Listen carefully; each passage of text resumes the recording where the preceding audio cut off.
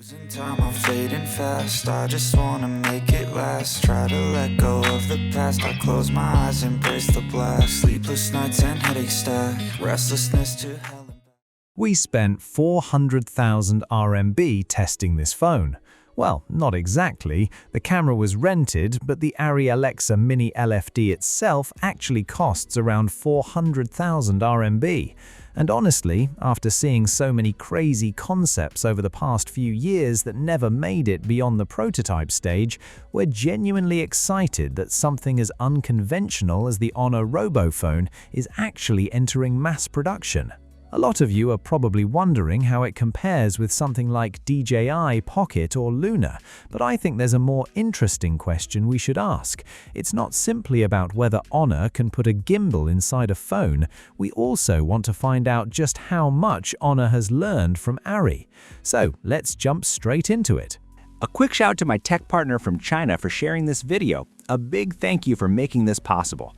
Hey everyone, it's Maiky from techmaiky. If you love staying updated with the latest gadgets, make sure to subscribe and hit the notification bell so you never miss out our exciting tech content. Before we get into the footage though, let's first talk about what exactly the Honor RoboPhone is and why the ARRI collaboration is so interesting.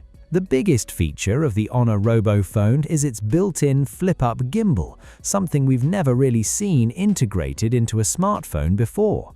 You can basically think of it as having a miniature gimbal camera built directly into your phone, somewhat similar in concept to the DJI Pocket or Luna. You can use the camera like a regular smartphone camera or flip it up to activate the gimbal mode, and once you're finished shooting, you can simply fold everything back into the phone. There's also a manual sliding cover on the outside, and the phone actually prompts you to open that cover before the camera mechanism can come out. When we first saw this design earlier this year, our immediate reaction was basically, has Honor completely lost it? But surprisingly, they didn't just make a concept device, they're actually bringing it to market, and the overall level of refinement is much higher than we initially expected. According to research shared by Wang Ziru, the system can also support head tracking when used with additional accessories while working together with an AI agent interface to perform certain visual recognition tasks. The film industry has also experimented with similar ideas, particularly because a setup like this can be extremely useful for shooting POV footage. Now, many of you may not be that familiar with ARRI, unlike brands such as Zeiss, Leica, Hasselblad, and Li Kuang, which have already worked with Chinese smartphone manufacturers. ARRI is primarily known for professional cinema cameras made for the commercial film industry. You probably don't encounter ARRI cameras in everyday life, but inside the filmmaking world, ARRI is a legendary name. From movies like Dune and 007 to Business 2049 and 1917, ARRI cameras have been used across major productions. They're also extremely popular in streaming productions, including HBO's All About Life, Netflix's dark comedy productions, Apple TV's life segmentation, Disney's The Mandalorian, and many others. ARRI also has a very distinctive approach to color, especially when it comes to skin tones. The results tend to look natural and pleasing straight out of the camera, while still leaving plenty of flexibility for professional color grading in post-production. So now we come to the big question. How can a tiny gimbal camera, or more accurately a smartphone with a 200-megapixel camera and a 1.28-inch main sensor, possibly recreate the look and feel of a high-end ARRI cinema camera? Let's take a look at some actual footage. I'm curious what you think, but personally I was more impressed by the RoboPhone's output than I expected to be. Obviously, we can't expect a compact smartphone to produce exactly the same image as a professional ARRI cinema camera, but once you apply a LUT or do some manual color grading, there's definitely a certain cinematic quality to the footage. By this point, you've probably already noticed the biggest difference between the RoboPhone and a real ARRI cinema camera: depth of field. When it comes to natural depth of field, ARRI is on a completely different level. The RoboPhone's main camera uses a relatively small 1.28-inch sensor paired with an f1.6 aperture and a 23mm equivalent focal length. Because of that, creating strong natural background separation is extremely difficult. There's simply no way to make a direct comparison with a professional cinema camera. That's why I think the next generation should focus more on increasing the main camera's sensor size and aperture.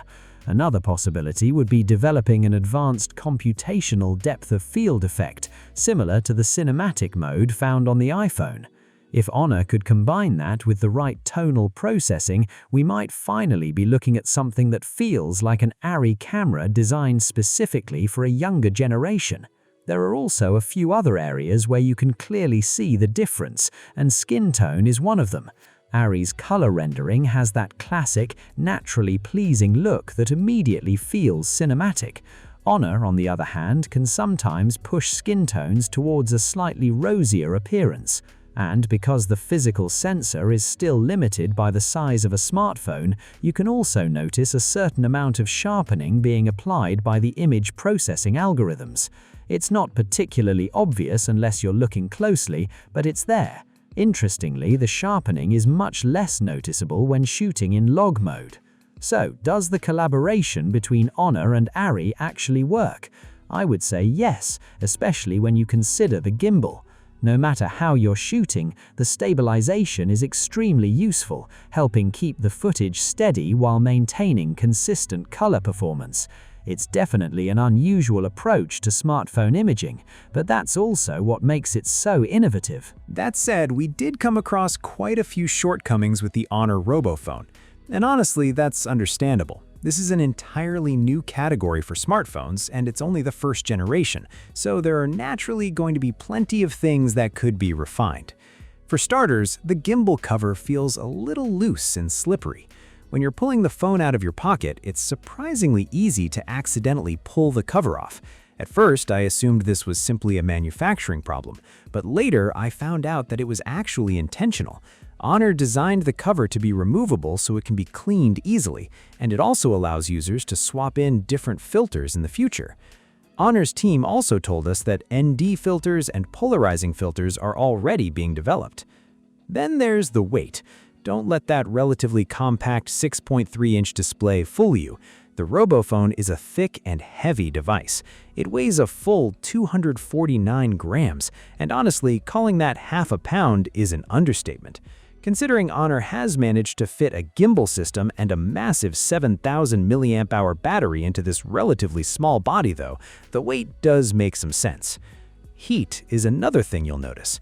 The RoboPhone can get noticeably warmer than a conventional smartphone, and we completely understand why.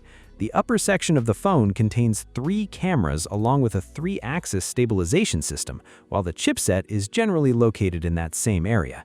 Add Hangzhou's daytime temperatures getting close to 40 degrees Celsius, and you've basically created the perfect recipe for some serious heat. You know what I mean. Thankfully, Honor later sent us a magnetic cooling accessory with its vents positioned directly toward the gimbal area. It does help bring the temperature down to some degree. Honestly though, it would have been much more useful if we'd received it before we started shooting.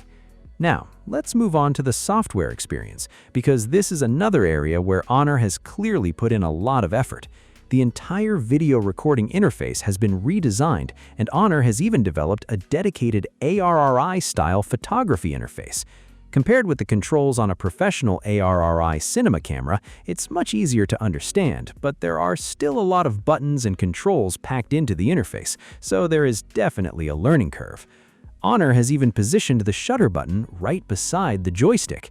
And I'll be honest, the first time I used it, my brain automatically assumed that the button in the middle was the shutter, so I pressed it and the gimbal moved instead. It was one of those moments where you're just like, you know exactly what I mean, right? Beyond that little learning curve, the gimbal camera itself is actually very well developed. Bringing in ARRI's color science and branding gives the video capabilities a much more professional feel, and it definitely adds to the overall experience. The phone itself is also very well built. Even putting the operating system and user interface aside, the overall hardware experience is excellent, so that's certainly not something you need to worry about too much. So where does that leave us?